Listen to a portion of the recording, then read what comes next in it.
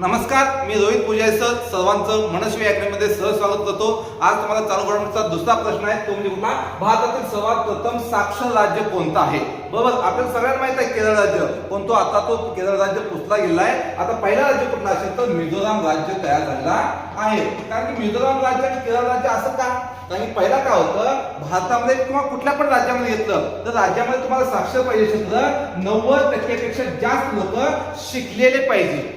पण तो आता नरेंद्र मोदी साहेबांनी नवीन एक प्रयत्न आणला, तो म्हणजे कुठला? तो कुठल्या राज्यामध्ये 95% पेक्षा जास्त जे लोक शिकलेले आहेत तो प्रथम राज्य साक्षर राज्य होणार आहे। मग 95% पेक्षा जास्त लोक कुठल्या राज्यामध्ये शिकलेले आहेत तर तो प्रथम राज्य आहे मिझोराम राज्य आहे। बर, मग मिझोराम राज्यानंतर दुसरं राज्य आलेलं आहे, तो म्हणजे कुठला? आपला गोवा राज्य। हा दुसरा राज्य साक्षर राज्य आहे। आणि तिसरं राज्य झालेलं आहे त्रिपुरा राज्य। त्रिपुरा राज्याचं प्रमाण आहे 95.06% एवढा आहे, म्हणजे 95% पेक्षा जास्त गेलाय, म्हणून याला तिसरा दर्जा देण्यात आलेला आहे। म्हणजे आता तुम्हाला नवीन विचारलं प्रथम साक्षर राज्य कुठला असेल तर केरळ न सांगता मिझोराम सांगायचं आहे। ओके, या ठिकाणी कळालं असेल तर सर्वांनी शेअर करा, फॉलो करा, लाईक करा।